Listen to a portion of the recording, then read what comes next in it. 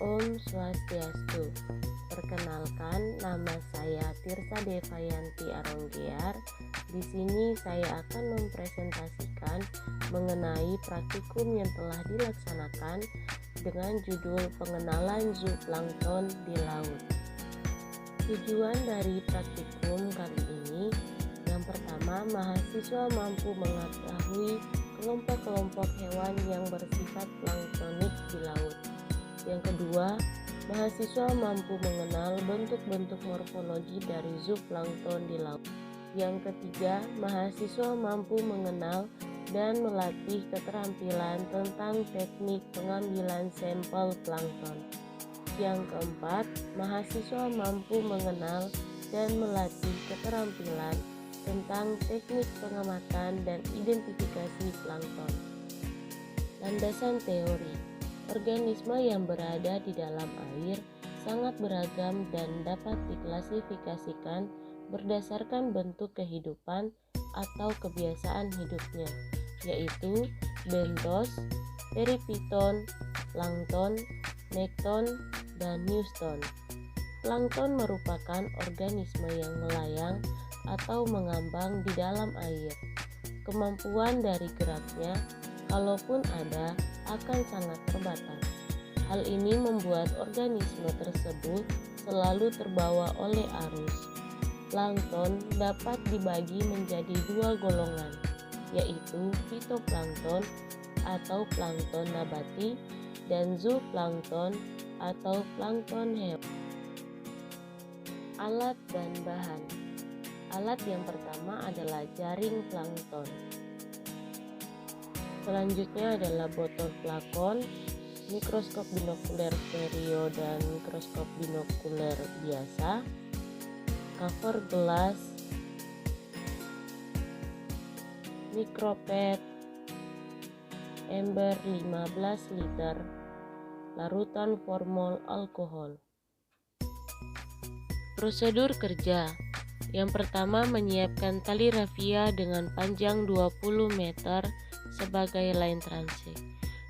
Yang kedua, memasang tali rafia ke arah laut dengan 3 plot.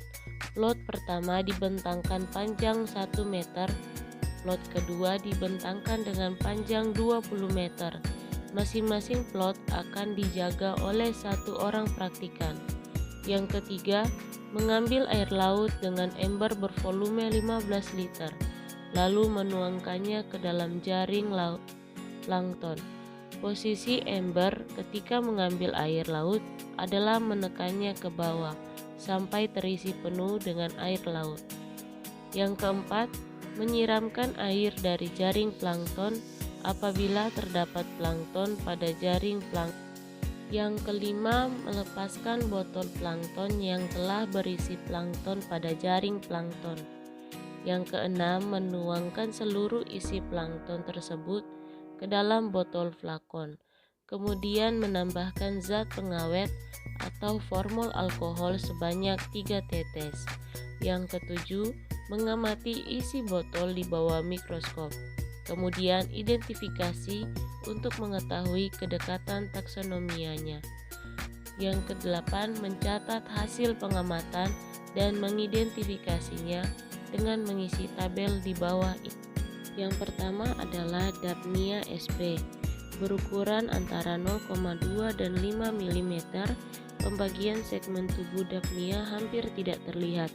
Kepala menyatu dengan bentuk membungkuk ke arah tubuh bagian bawah terlihat dengan jelas melalui lekukan yang jelas. Pada beberapa spesies, bagian besar anggota tubuh tertutup oleh carapace dengan 6 pasang kaki semu yang berada pada rongga perut. Bagian tubuh yang paling terlihat adalah mata, antena, dan sepasang seta. Pada beberapa jenis Daphnia, bagian sarapacenya tembus cahaya dan tampak dengan jelas melalui mikroskop bagian dalam tubuhnya. Habitatnya di danau dan kolam. Selanjutnya adalah Moina micrura, bertubuh bulat dengan diameter 0,9 sampai 1,8 mm. Bentuk tubuh pipi menyamping yang berdinding tebal. Terdapat kantung di punggung belakangnya yang berfungsi untuk menyimpan telur. Bagian perut memanjang dan terdapat 10 bulu getar atau silia. Habitatnya di danau, rawa, dan selokan. Selanjutnya adalah Macrotrix sp. Bentuk tubuh pipih menyamping, bentuk kepala lebar dengan batas yang kurang jelas dengan badan. Terdapat kantung di punggungnya yang berfungsi untuk menyimpan telur. Memiliki duri panjang yang membentang dari bagian bawah tubuhnya. Selanjutnya adalah Graptoleberis testudinaria. Secara umum dengan 2 gigi menonjol di sudut inferopostel. Spesimen dengan 1 gigi telah diamati. Pos abdominal kar dengan 1 tulang basal menit. Karapas dan kepala dengan retikulasi mencolok, rostrum luas dan berbentuk setengah lingkaran. Selanjutnya adalah Diaphanosoma sp.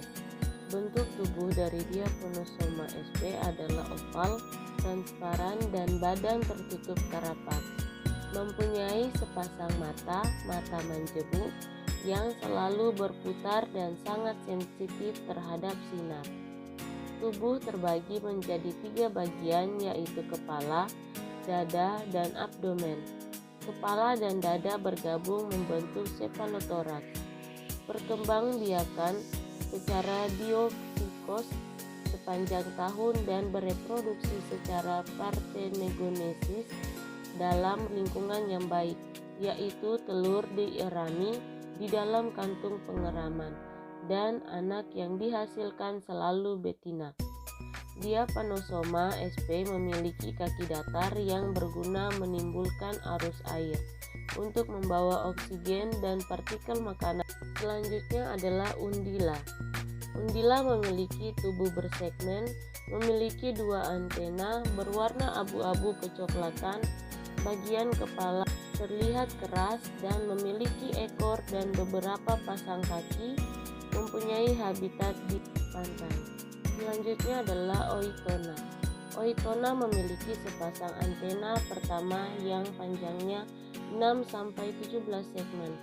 Plankton ini memiliki segmen genital yang berada pada segmen kedua pada bagian urosom dan ukurannya lebih besar dibandingkan dengan segmen lain dari semua segmen pada bagian urosom. Habitatnya di perairan dengan salinitas 30-35. Selanjutnya Cyclopoid. Bentuk tubuh bersegmen, memiliki 2 antena yang mengarah ke samping bawah. Pada ujung antena terdapat rambut-rambut pendek berwarna abu-abu kecoklatan, memiliki ekor yang bercabang, dan di dekat ekor terdapat beberapa bentuk ekor. Habitat perairan pantai. Selanjutnya adalah Trichocerca. Trichocerca bentuk tubuh lonjong, memiliki alat getar atau silia yang berupa flagel pendek. Di bagian anterior terdapat penyaring makanan, tubuh elas. Selanjutnya Polyarca, bentuk tubuh mirip dengan lalat. Di bagian anterior terdapat 2 bentuk tanduk dan terdapat bulu-bulu di ujungnya dan sekelilingnya. Habitat di pantai. Selanjutnya Senescella. Bentuk tubuh bulat lonjong, bagian abdomen bersegmen, memiliki sepasang antena, memiliki ekor yang bercabang 2, habitat perairan pantai. Selanjutnya Nauplius, tubuh bulat lonjong, transparan, memiliki 3 pasang kaki, bagian posterior terdapat bulu-bulu halus yang meruncing, habitat perairan pantai. Selanjutnya Arcella, bentuk bulat, memiliki alat gerak pseudopia atau kaki semu, membran sel terlihat keras. Arcella terdiri atas protoplasma yang dibungkus membran sel yang berfungsi sebagai pelindung sel. Memiliki habitat di air tawar. Selanjutnya Branchionus, memiliki alat penyaring makanan di bagian anterior. Bagian posterior mempunyai 2 tanduk, tubuh agak bulat, tubuh tidak berwarna. Di bagian anterior terdapat 6 buah duri, habitat di air tawar. Selanjutnya Saetonotus, tubuh yang diselimuti oleh bulu dan pada bagian posterior terdapat 2 percabangan.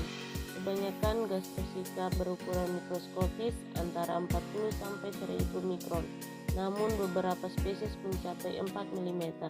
Bentuk tubuh seperti botol dengan bentuk kepala yang agak jelas, bagian ventralnya datar, bagian posterior biasanya bercabang 2, dan pada beberapa jenis dilengkapi organ penempel. Habitat di air tawar.